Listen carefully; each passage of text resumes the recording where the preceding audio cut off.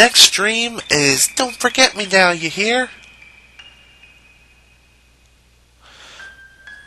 Brother dear, the cry comes from behind as he wades through the post-town's crowds. At first, Kiam does not realize that the person is addressing him, and he walks on in search of loading for the night. But the cry comes again, all but clinging to him. Brother dear, big brother, this is puzzling. He last visited the town 80 years ago. There can't be anyone here who knows him. Wait, big brother, don't go. His puzzlement begins to take on an eerie edge for the voice addressing him as big brother can only belong to an old woman.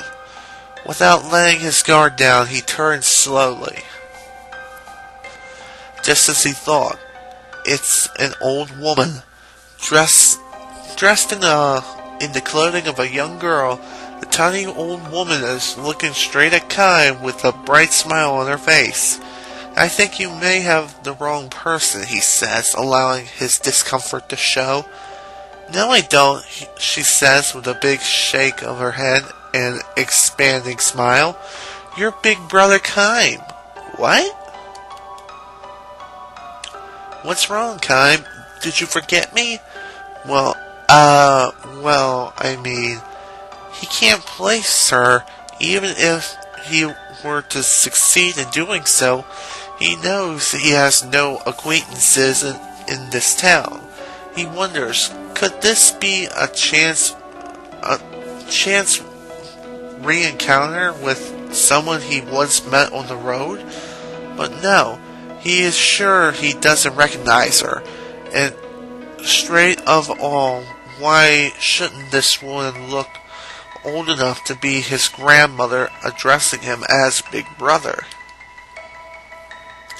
Don't pretend you don't know who I am, Kiam. You're so mean. She yells at him loudly enough that people in the crowd stop and stare at them. It is not just the fact that she is shouting, of course. People always have to shout to be heard in these crowded streets. That alone would not affect attention. The old woman's voice is different from a normal adult yell. It is like the innocent, understrained cry of a little girl who throws her whole body into a scream. People turn shocked expressions on the old woman and quickly avert their eyes. Their dismay is understandable. The old woman has her stark, white hat. I need to get myself together here. The old woman had her stark white hair tied up with a colorful ribbon, and her dress has the same floral pattern and floppy sleeves as a little girl's. Many of these passerbys look at the old woman with a mix of sympathy and pity on their faces. Gradually, Kiam begins to comprehend the situation. This old woman has simply lived too long. This is why the past, locked away in her memory, is becoming realer to her than the reality before her eyes. A middle-aged passer tugs on Kiam's elbow. If I were you, I would just walk away. Don't get involved with her. She'll be nothing but trouble. It's true, says the wife by his side, nodding. You're a stranger here, so you don't know, but this old woman is senile. You can ignore her. She'll forget everything in 5 minutes. They may be right, but the fact is this old woman knows Kiam's name. In the little girl part of her mind, she thinks of Kiam as her big brother. He tries probing his distant memories. He spent no more than a few days here so long ago. He got to know very few people, and there can't be any of those left who still remember him. When Kiam goes on standing On standing before the old woman, the noisy middle-aged couple becomes indigent, or whatever the hell the word is. You try to be helpful, and what does it get you? Snots and snorts the husband. My God, again, what the hell is wrong with me? Let them work it out themselves, adds the wife. Let's just go. Which they proceeded to do. Winding up her voice for maximum shrillness, the old woman calls out to them as they walk off in a huff. Don't forget me now, you hear? In that instant, Kiam's memory makes the connection. The old woman greets his look of recognition with an expression of joy. Do you remember me now? She cries. I'm Shushu. It's me, Shushu. Please. He does remember her, a little girl he met in the town 80 years ago. Perhaps 5 or 6 years old at the time, she was a precious little thing whose lack of shyness with a stranger came from being the daughter of an innkeeper. Somewhere along the way, she had probably picked up a phrase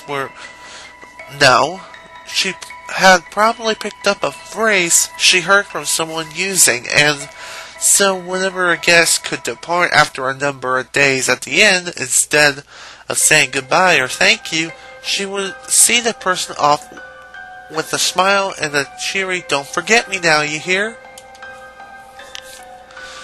Only now, when he is suddenly able to see the girl's beneath the wrinkles, Kiam must divert his gaze from the old woman's face. What's wrong, big brother? He cannot bring himself to look directly at Shushu's vacant stare. 80 years have gone by. What can they talk about when a man who never ages meets a little girl from the distant past who has aged too much? Let me through here, please. Sorry, let me through here, please. Forcing his way through the crowd, a young man rushes up to where Shushu and Kiam are standing. Great-grandmother, how often do I have to ask you not to go out without telling me? After scolding the old woman, he turns to Kiam with an apologetic bow. I'm terribly sorry if she's been a bother to you. She's old and getting senile. I hope you can forgive her. Shushu herself, however, angrily purses her lips and demands to know, What are you talking about? I'm just playing with my big brother, Kiam. What's wrong with that? She peers at the young man and asks, Who are you? The young man turns a sad gaze on Kiam and begins to apologize again. With a pained smile, Kiam stops him. Kiam knows that at times it can be sadder and more heartbreaking for a life to be prolonged than for it to be cut short. Sad and heartbreaking though a life may be, however, no one has the right to trample on it. She just can't seem to get it through her head that she's old. Even if I hold a mirror up to her, she asks, Who's that old lady?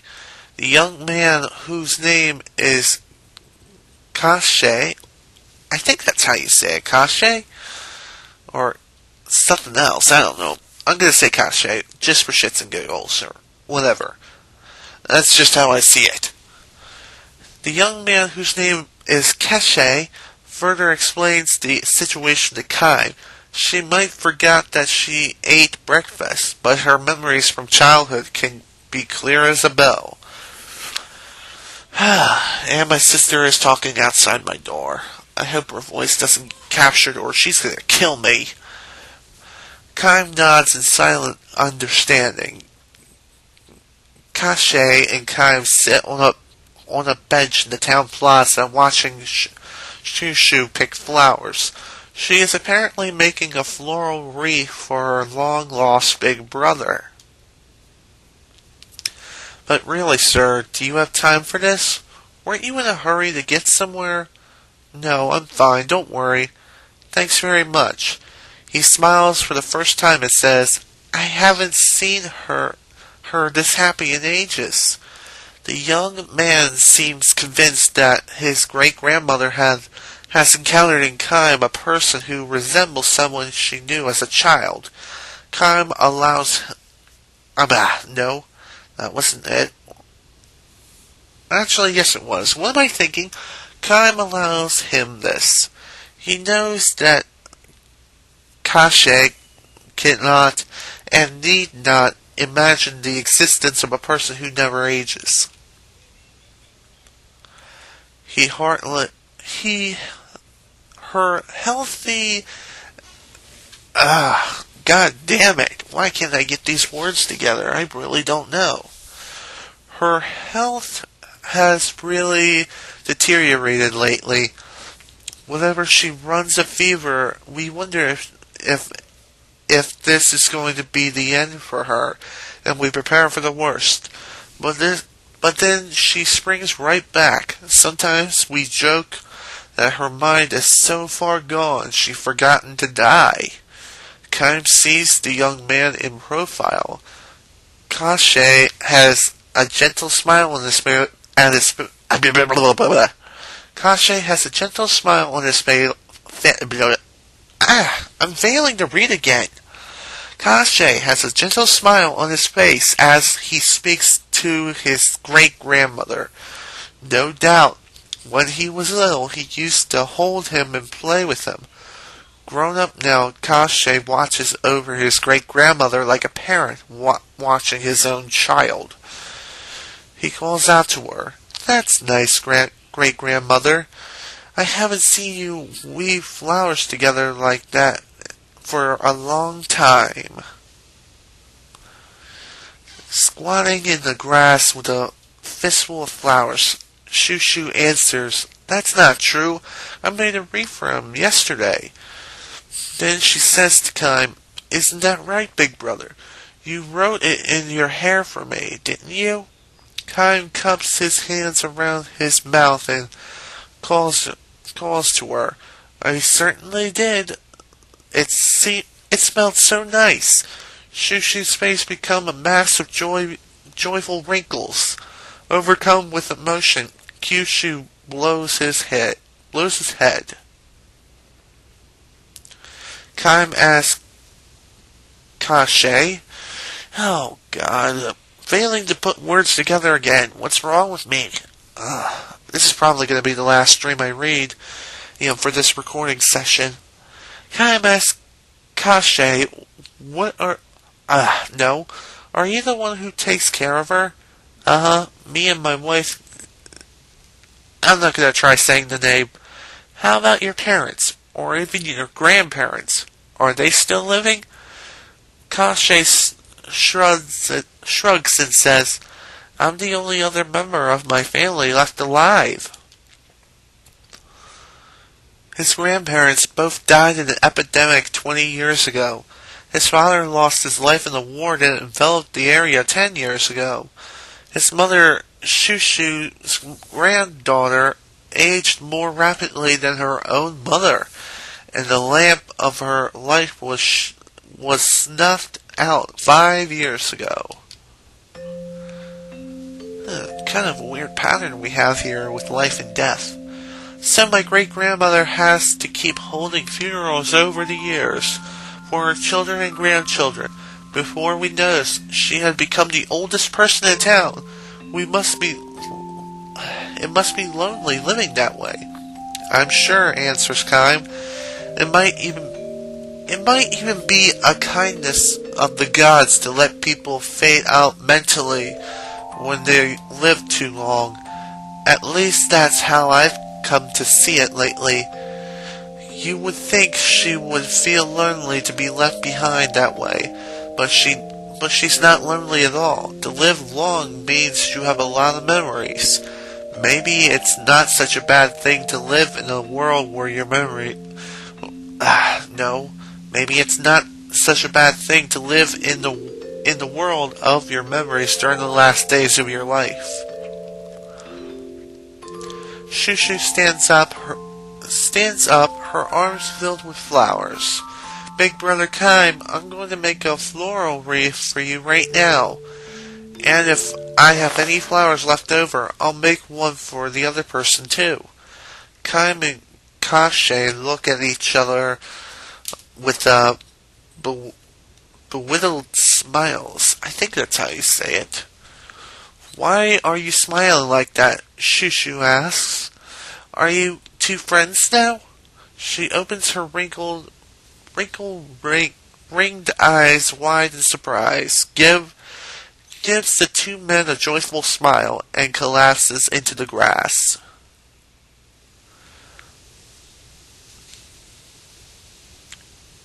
Kashe starts to run for a doctor, but Kiam grabs his arm and holds him back, saying, You'd better stay with her. Ironically, Kiam, who can never truly know what it feels like to age, has been present for that very reason as countless steps over the years. His experience tells him that Shushu will not recover this time. Shushu is lying on her back where she has fallen. Her armload of flowers now spread over her chest. Her face wears a smile. Wait just a minute, Big Brother Kiam. I'll make your wreath for you right away. Her mind is still lingering along her memories of the past. Will she stay like this to the very end? Keep fighting, great-grandmother. Don't let go. Kashe clings to her hand tearfully, shouting encouragement. But she may not even realize that this is her own great-grandson. It's me, great-grandmother. It's me, Kashe. You haven't forgotten me, have you? I bathed you last night. You knew who I was then, don't you? Kashe appeals to her with all... Yeah. Why am I failing to put simple words together? Kashe appeals to her with all of his might, but Shushu, a girlish smile on her lips, is departing for the distant world. I'm going to be a father soon, great-grandmother, remember? I told you last night, whatever the hell her name is, has a baby inside. I'm going to make you a great-great-grandmother. Our family is going to grow. Another person with your flesh and blood. Still smiling, Shushu grasps one of the flowers on her chest in her trembling fingers. She thrusts in towards Kashe, and in a voice no more than a whisper, she says, Don't forget me now, you hear? Kashe doesn't understand. Indeed, how could he know the little phrase she's always used to speak so long before he was born? Kiam put his arms around Kashe's shoulders and says, Answer her. I know what you mean, great-grandmother. I won't forget you. I will absolutely never forget you. How could I forget my own great-grandmother? Don't forget me now, you hear? I won't forget you, great-grandmother. Believe me, I'll always remember you. Don't forget me now, you hear? Shushu closes her eyes and lays her hand on the flowers on her chest as if groping there for something. She seems almost to be trying to open the door where the memories are sealed. A soft breeze moves over her. The flowers adorning her chest dances with the wind along with the memories. Surely among those memories is the Kiam of 80 years ago. Kiam snatches at one of the petals dancing in the wind, enclosing in the palm of his hand. Shushu will never open her eyes again. She is left on a journey to a world where there is no past or present. The only ones she has left behind are Kiam, who will go on living forever, and Kashe, who is about to welcome a new life into the world. Clinging to her corpse, Kashe raises his tear-stained face to look at Kiam. "Thank you so much," he says to Kiam the traveler. "Thank you. Thanks to you, my great-grandmother was so happy to be picking flowers at the very end." "No, it wasn't thanks to me," Kiam says. He closes his fist to the pedal of his hand and says to Kashe, "I'm sure if she had made a wreath, she would have given it to your sweet new baby." Kashe shyly cocks his hand and mutters, "I hope you're right." But then, smiling through his tears, he declares, "I'm sure you are." "About the promise you made to her. Be good and don't forget her." "No, of course not. People go on living as long as they remain in somebody's memory." With these words, Kiam begins to walk slowly away. Behind him, he hears Shushu's voice. "Don't forget me now, big brother Kiam, you hear?" In the voice of the little girl of 80 years ago, ringing ever clear, sweet and innocent, declaring farewell to the man who will travel life forever. Okay, that is the end for sure. So, see you guys next time for more dreams.